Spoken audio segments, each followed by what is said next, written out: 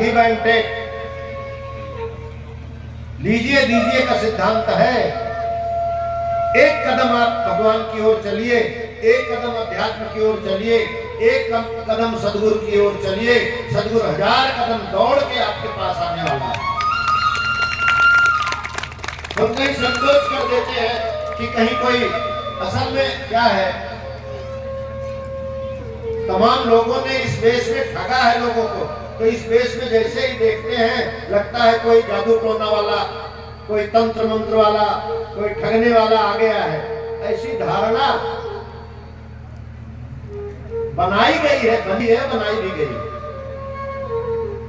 लेकिन सनातन संस्कृति तो महान संस्कृति है जिसमें सदगुरु का बहुत महत्व है। हमने निवेदन किया था, ज्ञान,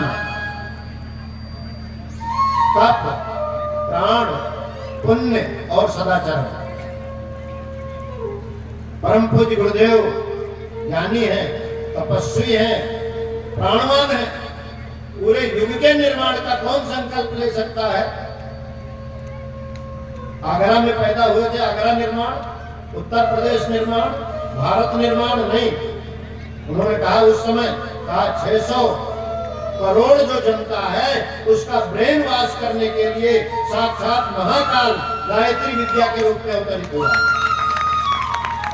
गायत्री मामूली नहीं है, ये लोगों का परिष्कार करने के लिए आई है। हमको क्या करना पड़ेगा? तो पहला है उपासना। अपने इष्ट के पास बैठ करके एक घड़ी आधी घड़ी और आधे में बुनियाद, तुलसी संगत साधु के हरहि कोटि अपराध। एक घड़ी, उतना भी नहीं टाइम है तो आधी घड़ी। अरे अपनी आत्मा के उद्धार के लिए, अपने चिंतन स्वभाव चरित्र को सुधारने के लिए, भगवान की समीपता प्राप्त करने के लिए हमारे पास आधी घड़ी भी नहीं है। तब फिर और छूट दिया संतों ने कि आधी में बुनियाद। अरे भाई 15 मिनट, इससे कम नहीं। नहीं नहाए और बस 2 पैसे की अगरबत्ती जलाए और जल्दी जल्दी घुमाए और 10 काम भगवान को बताए और भागे। ये सुमिरन है क्या? ये प्रेम है क्या? ये इष्ट है क्या? इष्ट माने सबसे प्रिय, जो भगवान, जो इष्ट, जो आराध्य हमारा सबसे प्रिय है, उसके लिए 15 मिनट का अगर टाइम नहीं है तो जीवन व्यर्थ है। गुरुदेव ने प्रथम खंड वाङ्मय, युग दृष्टा का जीवन दर्शन 70 खंड वाङ्मय है, अभी 80 हो गया है। शुरू में 4 लेख लिखे हैं, आप जरूर पढ़ना। और एक छोटी सी किताब यहाँ पर शायद होगी, हारिएगा हिम्मत, छोटी सी पॉकेट बुक है, रोज का 2 मिनट का स्वाध्याय। उसमें गुरुदेव ने क्या लिखा है,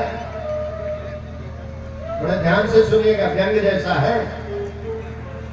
गुरुदेव ने लिखा कि लोग अध्यात्म के मार्ग पर चलने वाले को त्यागी और बलिदानी कहते हैं। हम तो सांसारिक जीवन जीने वालों को ही सबसे बड़ा त्यागी मानते हैं। इनकी एक कामनाएं पूर्ति नहीं होती, पूरी नहीं होती, 100 कामनाएं सिर पर चढ़ रही रहती हैं। उसके लिए रात दिन मरते खपते हैं, उसके लिए रात दिन मरते खपते हैं। और जो कुछ कमाया बेटी बेटियों के लिए, साले बहनोइयों के लिए छोड़ करके, पाप की गठरी सिर पर लाद करके जन्म जन्मांतरों तक दुख पाने के लिए इस संसार से विदात हो जाते हैं। अरे बेचारे ने तो अपने लिए कुछ किया ही नहीं, इनसे बड़ा त्यागी कौन होगा? सोचिए।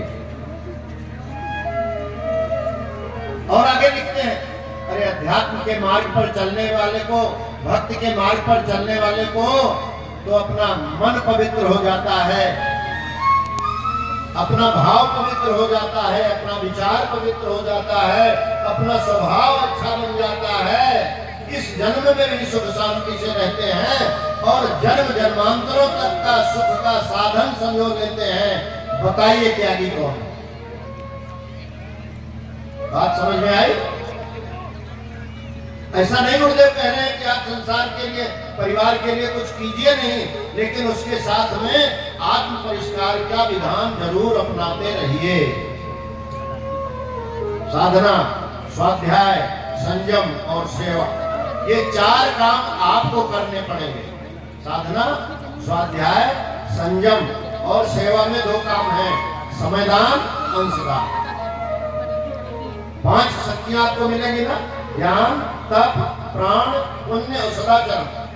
ये आपको मिलने वाला है, अपार मिलेगा। कोई भी गायत्री साधक निष्फल नहीं रहता है। लेकिन हमको ये साधना, स्वाध्याय, संयम, संयम मतलब क्या खाएं क्या न खाएं, क्या बोलें क्या न बोलें, क्या सुने क्या न सुने, क्या देखें क्या न देखें। और सेवा में 2, समाज के लिए समयदान, अंशदान। ये 5 आप देंगे, 5 मिलेगा। थोड़ा सा देंगे, बहुत मिलेगा। परमादरणीय भैया ने मुंबई का अश्वमेध यज्ञ था। मुंबई अश्वमेध यज्ञ में किसी बहुत बड़े उद्योगपति में, नाम नहीं बता रहे हैं, उन्होंने कहा हमारा 250 एकड़ का बहुत बड़ा फील्ड है और कितना लगेगा, 200 एकड़, 200 करोड़, 300 करोड़ सब हम देने को तैयार हैं, आप यज्ञ कीजिए, अश्वमेध यज्ञ कीजिए।